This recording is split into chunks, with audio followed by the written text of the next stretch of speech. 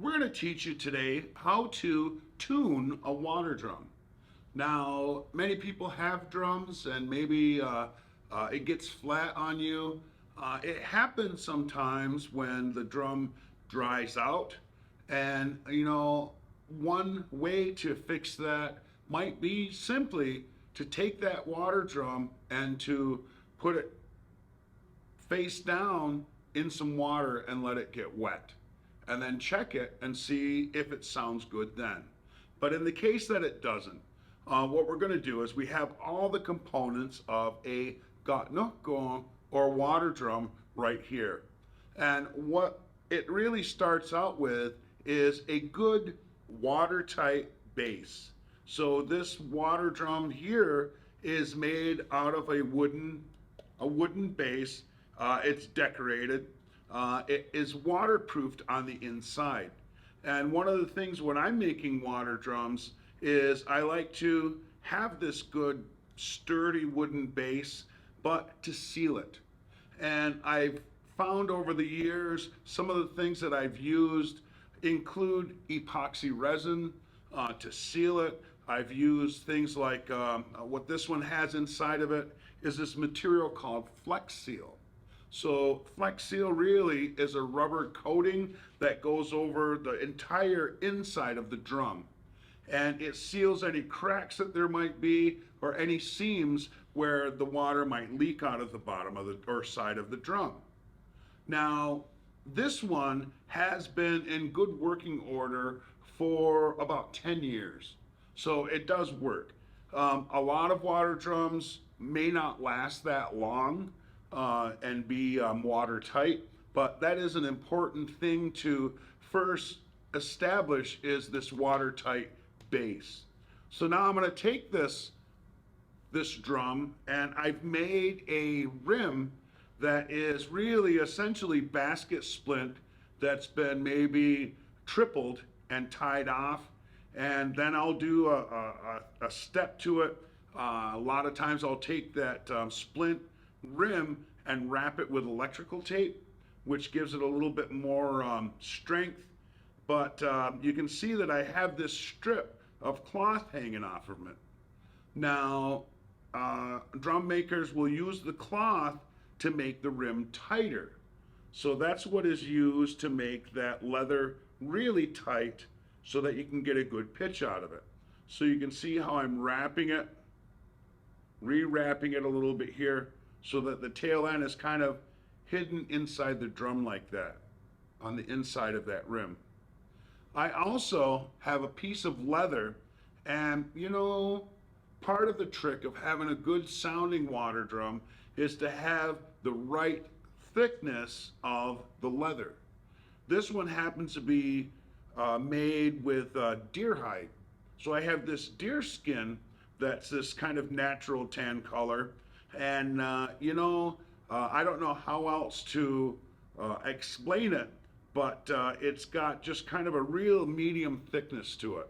So I can tell if a leather is going to sound good on a water drum by the feel of it, okay, by the thickness of it. If it's too thick, it'll have kind of a dull sound to it. It can be too thin. If it's too thin, when you go to tune it, it'll just rip, or it won't last very long.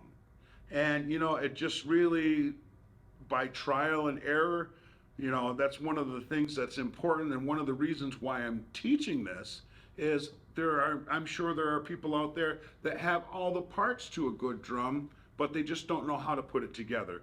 Or the the hide itself, after using it a lot, will wear a hole in it.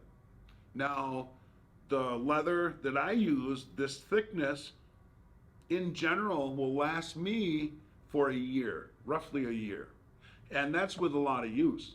So I sing quite a bit, and for ceremonies or for socials or doing dance performances, and I use the same drum for all of that. And I get it set, and I like the sound that it has, so I use it for everything. And you can see that this leather has been soaked, so it's wet. And I just took it apart a little while ago, so it already has this kind of shape to it. But what you want to do is kind of put it on there, and to the best that you can, kind of make sure it's flat like that. One of the tricks of it is you notice how leather has a rough side like this and a smooth side.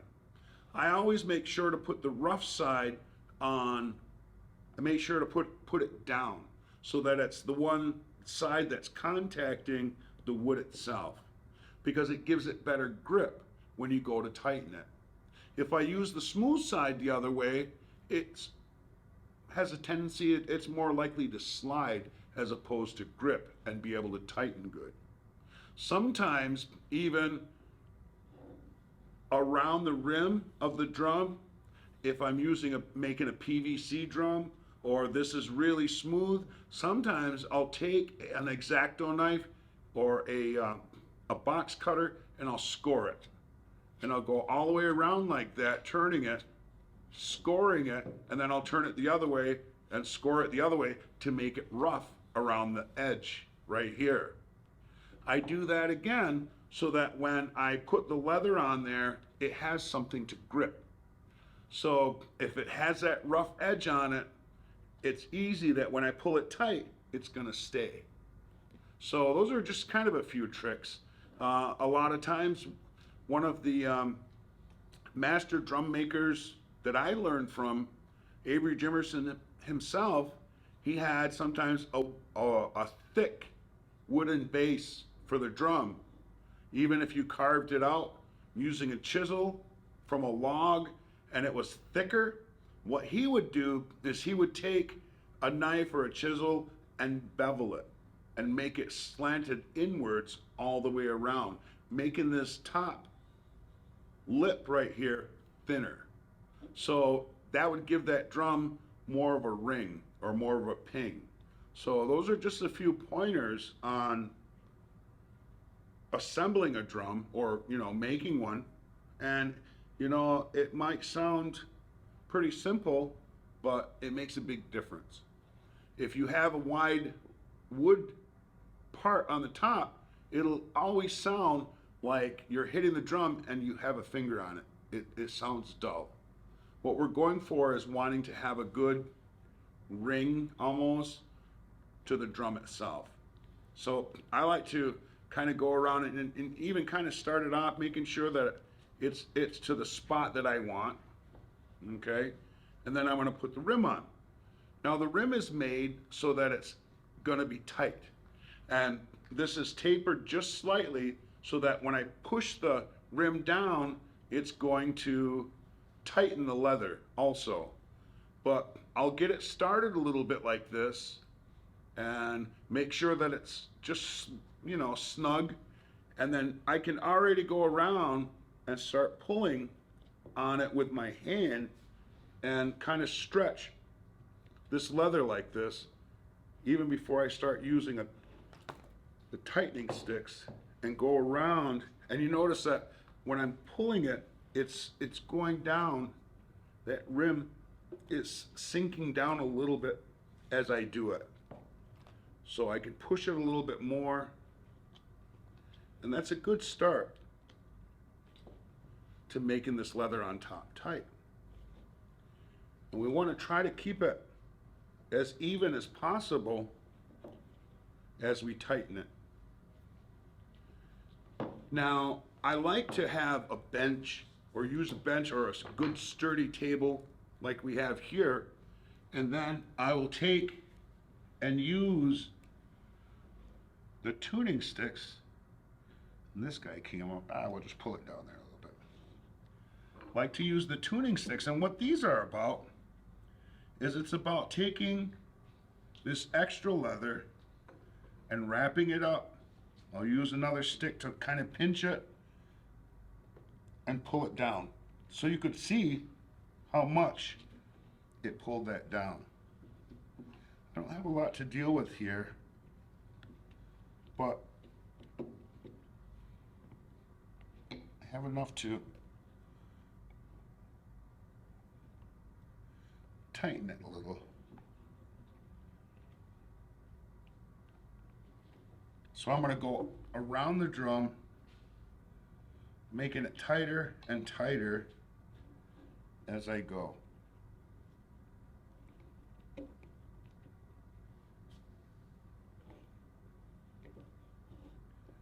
So I can already feel that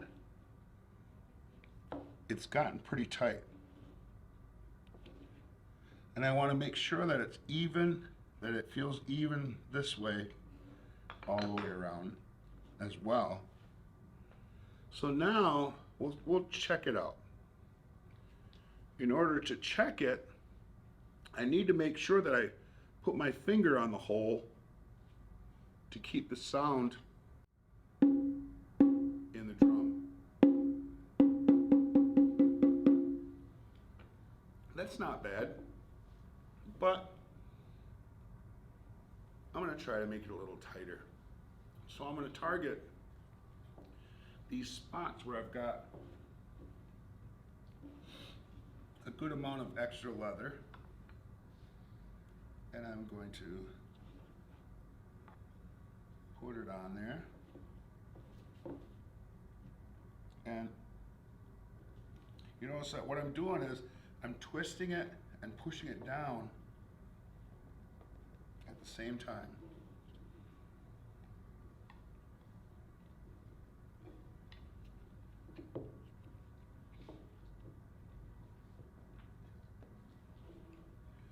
And we'll see if that makes it any better.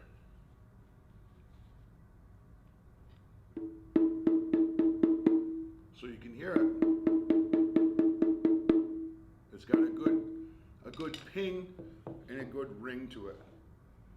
So now we need to put some water in the drum. And we could do it the hard way, or we could just go.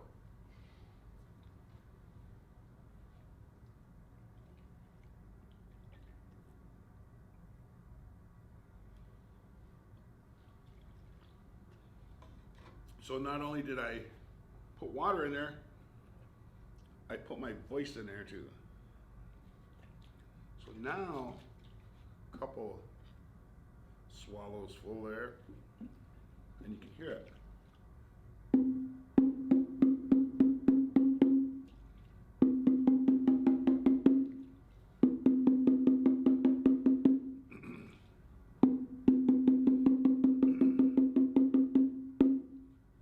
And if I want it a little bit tighter or a little bit higher,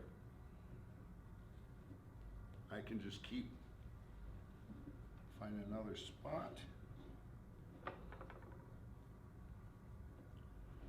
and tighten it up and get it to the tune